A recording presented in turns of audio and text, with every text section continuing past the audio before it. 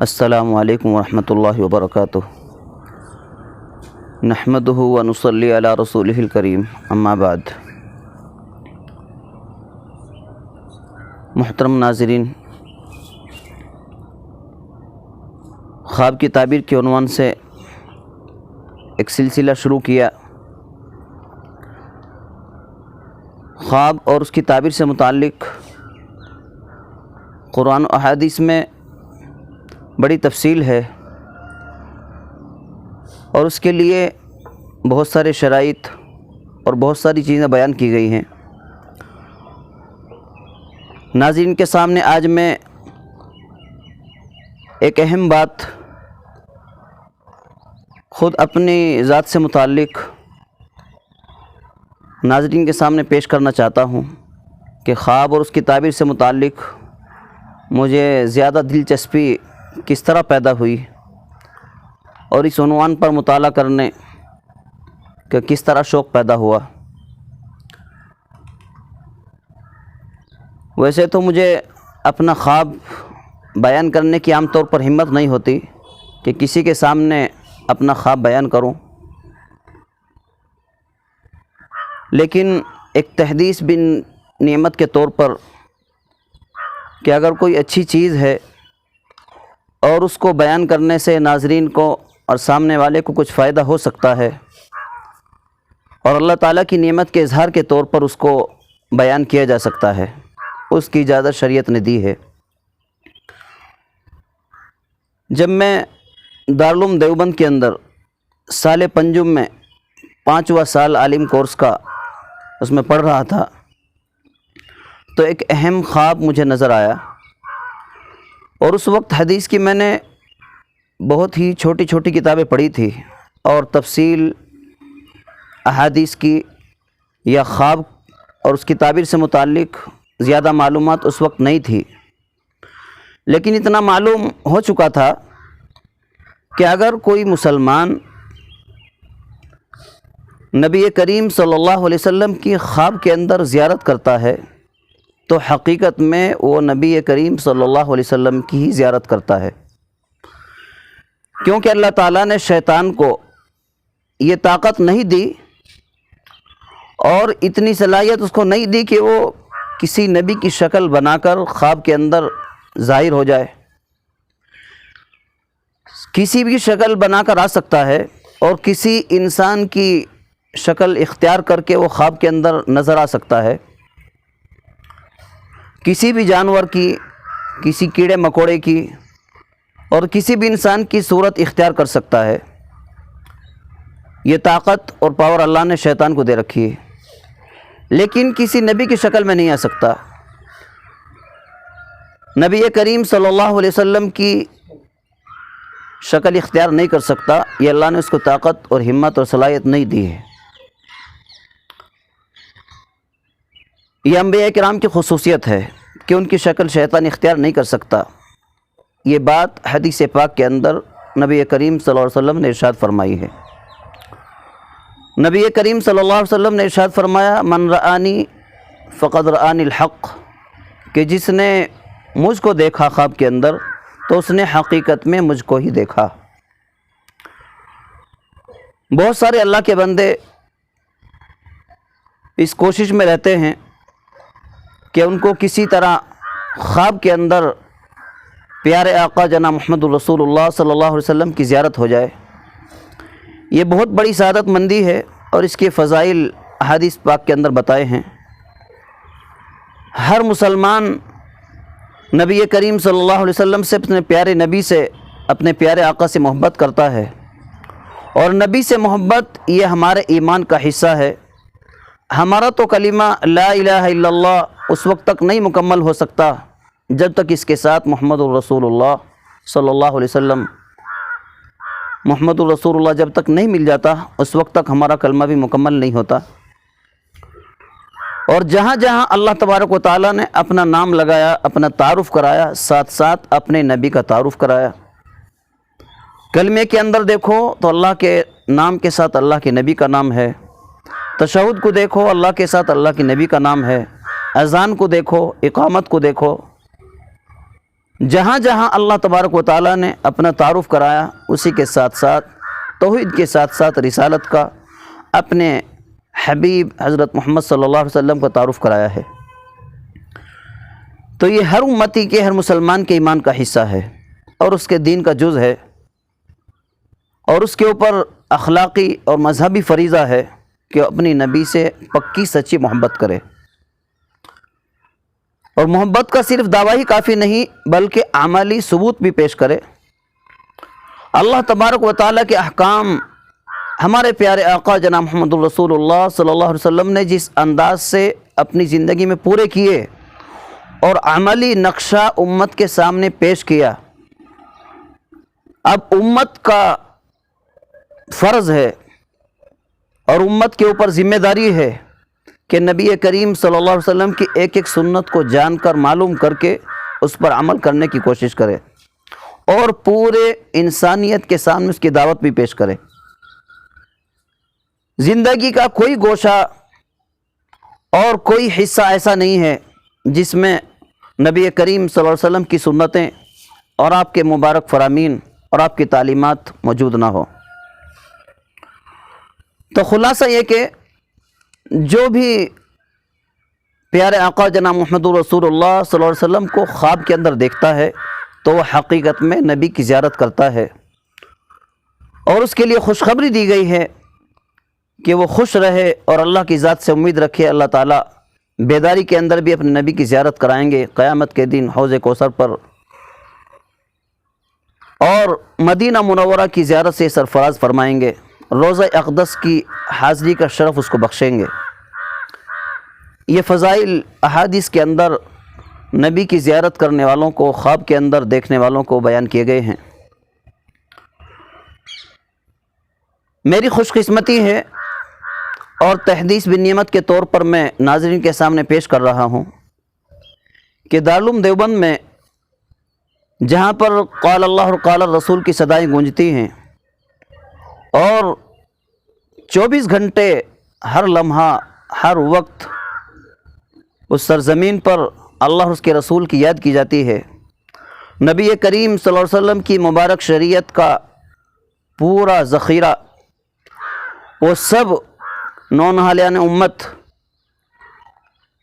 اور طلبہ عزیز کے سامنے پیش کیا جاتا ہے، اور رات دن اس بات کی کوشش کی جاتی ہے کہ اسلام کو صحیح سمجھنا اور صحیح سمجھ کر پھر امت کا یہ طبقہ پوری امت کے سامنے اپنے پیارے نبی کے دین کو پیش کرے۔ تو اس درسگاہ کی برکت یا قال اللہ قال الرسول کی صدائیں پڑھنے اور سننے، اس کی برکت کہیے کہ اللہ نے اپنے فضل و کرم سے ایک خواب دکھایا، اور خواب کے اندر ایسا معلوم ہوا کہ رمضان المبارک کا مہینہ ہے، اور رمضان کے اندر یہ مسئلہ ہے کہ اگر کوئی بیمار ہو تو بیماری کی وجہ سے روزہ چھوڑ سکتا ہے اور اس روزے کی بعد میں قضا کر لے۔ تو خواب کے اندر ایسا معلوم ہوا کہ رمضان کا مہینہ چل رہا ہے اور میں یہ سوچ رہا ہوں کہ روزہ رکھوں یا نہ رکھوں، کیونکہ طبیعت ٹھیک نہیں ہے اور پھر دوائی وغیرہ استعمال کرنی پڑے گی، کچھ دوسری ضرورت پیش آ سکتی ہے، تو روزہ رکھوں یا نہ رکھوں، اسی کشمکش میں مبتلا ہوں اور یہ فیصلہ نہیں کر پا رہا ہوں۔ تو اسی حالت کے اندر میں تھا اور اسی سوچ کے اندر مبتلا تھا کہ کوئی ایک بزرگ ہستی، حسین چہرہ اور بہت ہی عظیم ہستی سامنے آئی، اور ان کے سامنے یہ حالت میں نے اپنی بیان کری، اپنا واقعہ بیان کیا کہ رمضان کا روزہ رکھوں یا نہ رکھوں۔ تو اس بزرگ ہستی نے مجھے کہا کہ تمہارے لیے روزہ نہ رکھنا بہتر ہے، تمہارے لیے روزہ نہ رکھنا بہتر ہے۔ پھر ساتھ میں اور ایک بزرگ تھے، انہوں نے کہا کہ تمہیں معلوم ہے یہ کون تھے جنہوں نے تمہیں مسئلہ بتایا کہ تمہارے لیے روزہ نہ رکھنا بہتر ہے؟ تو میں نے کہا کہ مجھے تو معلوم نہیں۔ تو انہوں نے بتایا کہ یہ اللہ کے رسول حضرت محمد صلی اللہ علیہ وسلم تھے۔ بس یہ سننا تھا تو میری خوشی کی انتہا نہ رہی، میں نے اس کو اپنی سعادت مندی اور خوش قسمتی سمجھا اور میں بہت خوش ہوا، اور پھر جیسے ہی روزہ شروع ہوا تو میں نے روزہ نہیں رکھا، اور روزے میں رمضان میں کچھ کھا رہا ہوں، دارالعلوم دیوبند کے اندر ہی۔ تو ہمارے ایک استاذ تھے، انہوں نے دیکھا کہ رمضان ہے، روزہ ہے اور یہ کھا رہا ہے۔ مجھ سے پوچھا کہ روزہ نہیں ہے؟ تو میں نے کہا کہ اللہ کے رسول حضرت محمد صلی اللہ علیہ وسلم نے، پیارے آقا نے روزہ نہ رکھنے کے لیے کہا ہے کہ روزہ تم نہ رکھو، تمہارے لیے روزہ نہ رکھنا بہتر ہے۔ تو استاذ محترم ہنسنے لگے کہ اچھا تمہارا روزہ نہ رکھنا سنت سے ثابت ہے۔ ہنس کر مسکرا کر فرمایا کہ اچھا تمہارا روزہ نہ رکھنا سنت سے ثابت ہے، اللہ کے رسول صلی اللہ علیہ وسلم سے ثابت ہے۔ ہنس کر مسکرا کر فرمایا۔ میں نے کہا جی ہاں، مجھے روزہ رکھنے سے اللہ کے رسول صلی اللہ علیہ وسلم نے منع فرمایا ہے کہ تمہارے لیے روزہ نہ رکھنا بہتر ہے۔ تو یہ خواب میری زندگی کا بہت ہی اہم، اور اس کو میں اپنی بڑی سعادت مندی خوش قسمتی سمجھتا ہوں، اور اللہ نے اپنا فضل فرمایا اور رحم فرمایا اور یہ خواب مجھ کو دکھایا۔ اللہ تعالیٰ کا انعام ہے، اللہ تعالیٰ کا کرم ہے، اس پر میں اللہ کی جتنی بھی تعریف کروں کم ہے، فالحمدللہ علی ذالک۔ اسی طرح ایک اور اہم خواب میری زندگی کا، وہ بھی دارالعلوم دیوبند ہی کا ہے۔ اس وقت میں عالم کورس کے فائنل ایئر میں دورہ حدیث کے اندر تھا۔ دورہ حدیث کا سال شروع ہو چکا تھا، جس میں احادیث کی تمام بڑی بڑی کتابیں پڑھائی جاتی ہیں، اور ہزاروں کا مجمع ایک ہی ساتھ مل کر ایک ہی استاذ کے سامنے بڑی بڑی تمام احادیث ایک ہی جماعت میں مل کر سب پڑھتے ہیں۔ اساتذہ ہر گھنٹے کے اندر بدلتے رہتے ہیں، لیکن وہ طلبہ کی وہ جماعت ایک ہی جگہ بیٹھ کر دارالحدیث کے اندر بیٹھ کر قال اللہ اور قال الرسول کی صداؤں کے ماحول میں بیٹھ کر وقت گزارتے ہیں۔ تو اسی کی برکت کہیے، اللہ کا فضل، اللہ کا کرم، کہ اس وقت میں نے خواب دیکھا کہ ہم اپنے گھر کے اندر ہوں اور ایک حلقہ لگا ہوا ہے، اور اس حلقے میں تمام بڑے بڑے صحابہ کرام بیٹھے ہوئے ہیں، دو زانوں بیٹھے ہیں، بالکل گول حلقہ لگا ہے، اور دو زانوں جس طرح تشہد میں بیٹھتے ہیں اس حالت میں بیٹھے ہیں۔ اس میں حضرت ابوبکر صدیق رضی اللہ عنہ بھی ہیں، حضرت عمر رضی اللہ عنہ ہیں، اور دیگر بڑے بڑے صحابہ کرام ہیں۔ میں بھی اسی حلقے کے اندر بیٹھا ہوں۔ میرے قریب سے اٹھ کر ایک صاحب چلے گئے، ایک صحابی اٹھ کر گئے۔ میں نے پوچھا کہ یہ کون تھے؟ تو دوسرے صحابی نے بتایا کہ حضرت ابو سلمہ رضی اللہ عنہ تھے۔ یہ ایک اہم خواب بھی میری زندگی کا ایک اہم حصہ ہے، اور اس کو بھی میں اپنی بڑی سعادت مندی خوش قسمتی سمجھتا ہوں، اور اس پر بھی اللہ تعالیٰ کی جتنی تعریف کی جائے کم ہے کہ اللہ نے انبیاء کرام کے بعد انسانیت میں جو مقدس جماعت اور برگزیدہ ہستیاں حضرات صحابہ کرام کی، تو ان مقدس ہستیوں کی زیارت بھی اللہ نے خواب کے اندر کرائی۔ اور اللہ تعالیٰ کی ذات سے میں امید رکھتا ہوں کہ اللہ تعالیٰ ان مقدس ہستیوں کی نقش قدم پر چلنے کی اللہ مجھے توفیق دے، اور کل قیامت کے دن آخرت میں ان مقدس ہستیوں سے میری ملاقات کرائے۔ اللہ کی ذات سے کچھ بعید نہیں کہ اللہ نے زندگی میں جن مقدس ہستیوں سے ملاقات کرائی، زیارت کرائی، خواب کے اندر ہی صحیح، اللہ تعالیٰ ان مقدس ہستیوں سے کل قیامت میں آخرت میں انشاءاللہ اللہ تعالیٰ ملائے گا۔ لیکن سب سے بڑی بات یہ ہے کہ ان مقدس ہستیوں کی تعلیمات پر چلنا اور ان کی باتوں کو عمل میں لانا، اور حضرات صحابہ کرام نے نبی کریم صلی اللہ علیہ وسلم کی مبارک شریعت کو جس مضبوطی کے ساتھ تھاما، اور اسلام کی ایک ایک بات کو جس طرح سینے سے لگایا، وہ میرا بھی اور ہر امتی کا، پوری امت کا فرض ہے اور ایک ذمہ داری ہے کہ جس مقصد کو لے کر وہ اٹھے اور چلے، اسی مقصد کو لے کر، اسی جذبے کے ساتھ اور اسی قوت ایمانی کے ساتھ چلنا میرا بھی اور ہر مسلمان کا، ہر امتی کا فرض ہے۔ اور ہمارے پیارے آقا جناب محمد الرسول اللہ صلی اللہ علیہ وسلم قیامت تک کے لیے نبی ہیں،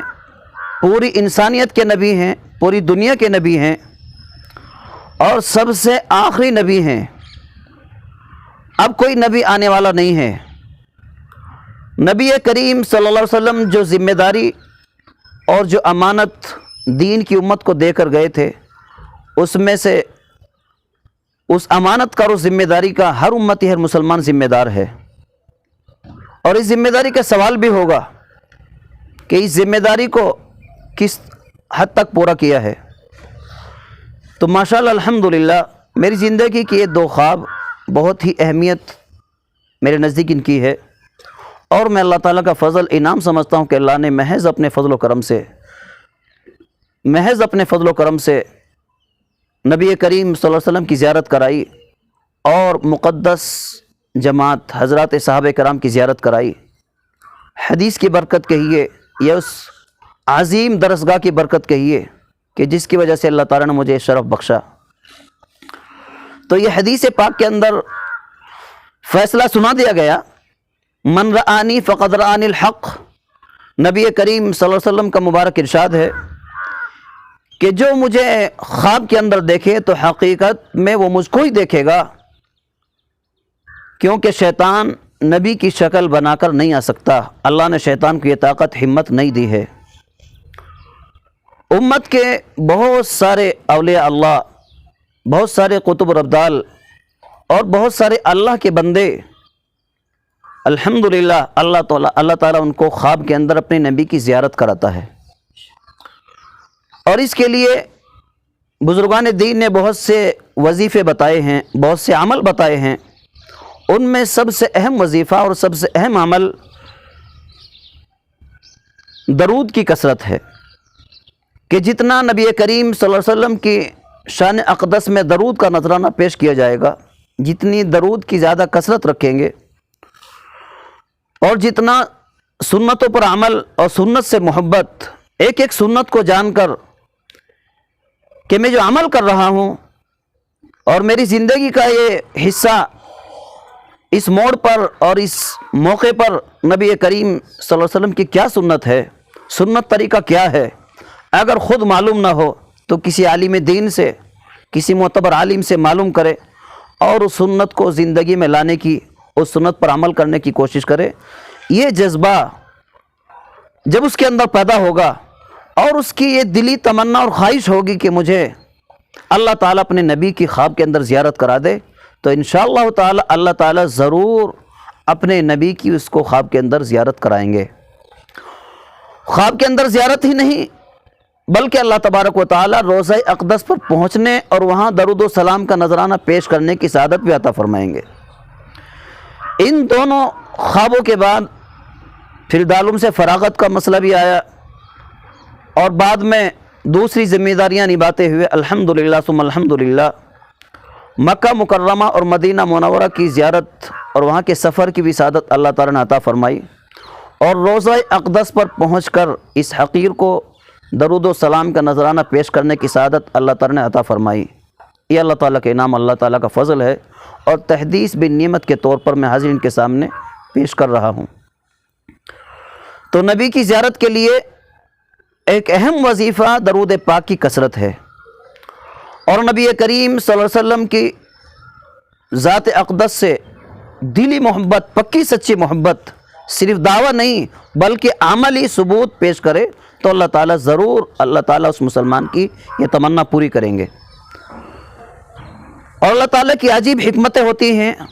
اللہ تبارک و تعالیٰ کا ایک نظام ہے، اللہ تعالیٰ کا نظام ہی غالب آتا ہے، اور اللہ تعالیٰ جو چاہتے ہیں وہی ہوتا ہے، اور اللہ تعالیٰ راستے ہموار کر دیتے ہیں جب انسان کسی بات کو سوچ لیتا ہے۔ ایک اللہ کی بندی تھی، ایک عورت تھی جس کی تمنا یہ تھی کہ میں خواب کے اندر اللہ کے نبی صلی اللہ علیہ وسلم کی زیارت کروں۔ ان کے شوہر بھی بزرگ تھے،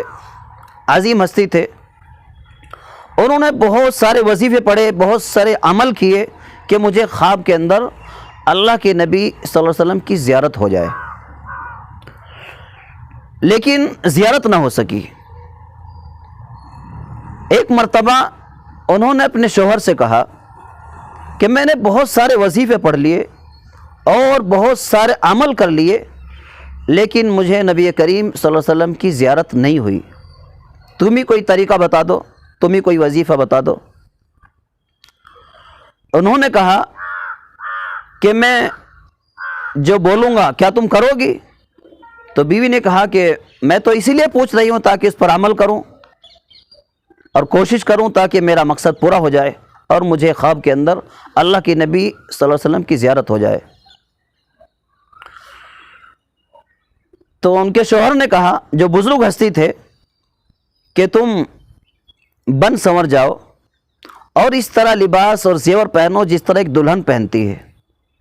اور اس عورت کی عمر کافی زیادہ تھی، بوڑھی عورت تھی، لیکن اللہ کے نبی کی زیارت کے لیے وہ اتنا تڑپتی تھی اور اتنی بے چین تھی، شوہر نے جو کہا اس نے وہ کر لیا۔ دلہن جیسے کپڑے پہنے اور زیور پہنا اور بن سنور کر بیٹھ گئی۔ جب شوہر کو معلوم ہوا کہ میری بیوی بڑھاپے میں ایک دلہن جیسی بن کر بیٹھ گئی ہے اور جیسے میں نے کہا تھا اس نے کر لیا ہے، تو پڑوس میں ان کے رشتہ دار، اس عورت کے بھائی اور دوسرے گھر والے پڑوسی میں رہتے تھے، اپنے سالوں سے اور اپنے رشتہ داروں سے جا کر کہا کہ اپنی بہن کو جا کر دیکھو، بڑھاپے میں دلہن بنی بیٹھی ہے، دیکھو اسے کیا ہوا، کتنی عمر ہے، بڑھاپے کی عمر ہے اور اس بڑھاپے میں وہ تو دلہن بنی بیٹھی ہے۔ تو پڑوس میں سے جو رشتہ دار رہتے تھے وہ سب گھر کے اندر آئے اور دیکھ کر تعجب ہوا کہ اس بڑھاپے میں اور دلہن بنی بیٹھی ہے، زیور پہن رکھے ہیں، دلہن جیسا لباس پہن رکھا ہے۔ تو جب رشتہ داروں نے یہ شرم دلائی تو اس عورت کو بہت ہی غیرت آئی، اس بوڑھی عورت کو بہت شرم آئی کہ میرے شوہر نے مجھے شرمندہ کر دیا اور مجھے رسوا کر دیا، اور بہت ہی اس کا دل ٹوٹا اور بہت ہی غمگین ہوئی اور اسی غم میں پریشانی کے عالم میں وہ سو گئی، اسی غم میں پریشانی کے عالم میں وہ سو گئی۔ سونے کے بعد خواب کے اندر اللہ کے رسول صلی اللہ علیہ وسلم کی زیارت ہو گئی۔ اللہ نے اپنے نبی صلی اللہ علیہ وسلم کی زیارت سے سرفراز فرما دیا اس عورت کو۔ جب خواب سے بیدار ہوئی، شوہر سے پوچھا کہ تم نے مجھے رسوا کر دیا، شرمندہ کر دیا، اور یہ کیا طریقہ تم نے اپنایا؟ تو شوہر نے بتایا کہ میں نے تمہاری زندگی پر غور کیا، میں نے دیکھا کہ تمہیں کوئی غم نہیں ہے، کوئی پریشانی نہیں ہے، کبھی تمہارا دل ٹوٹا نہیں ہے، اور تم وظیفے کر رہی ہو، عمل کر رہی ہو، اور کوشش میں لگے ہو کہ اللہ کے نبی صلی اللہ علیہ وسلم کی زیارت کروں، لیکن اللہ کو تم پر رحم نہیں آ رہا تھا۔ اللہ تعالیٰ کو رحم اس وقت آتا ہے جب انسان کا دل ٹوٹتا ہے، وہ غمگین ہوتا ہے اور دنیا سے ہٹ کر اللہ کی طرف متوجہ ہوتا ہے، تب اللہ کو رحم آتا ہے۔ تو میں نے یہ ترکیب سوچی اور مجھے یہ اندازہ ہوا تمہاری حالت سے کہ دنیا کی چیزوں سے، دنیا کے حالات سے پریشان ہو کر، ان تمام چیزوں سے ہٹ کر جب تمہارا دنیا سے دل ٹوٹے گا، اللہ کی طرف دل سے متوجہ ہو جاؤ گی، اللہ تعالیٰ تم پر رحم کرے گا اور اپنے نبی کی زیارت کرائے گا۔ اس لیے ترکیب اور یہ طریقہ میں نے تمہیں بتایا تھا، اور جو اللہ نے وہ طریقہ کامیاب کیا اور اس عورت کو اللہ نے اپنے نبی صلی اللہ علیہ وسلم کی زیارت سے سرفراز فرمایا۔ تو اللہ تعالیٰ کی عجیب حکمت ہے، اور اللہ تعالیٰ اس انداز سے بھی اپنے نبی کی زیارت اپنے بندوں کو کراتا ہے۔ اللہ تبارک و تعالیٰ سے دعا ہے اللہ تعالیٰ مجھے اور ہر امتی کو، ہر مسلمان کو پیارے آقا جناب محمد الرسول اللہ صلی اللہ علیہ وسلم کی سچی محبت نصیب فرمائے، آپ کی مبارک سنتوں پر ہم سب کو عمل کرنے کی توفیق عطا فرمائے۔ وآخر دعوانا الحمد للہ رب العالمین۔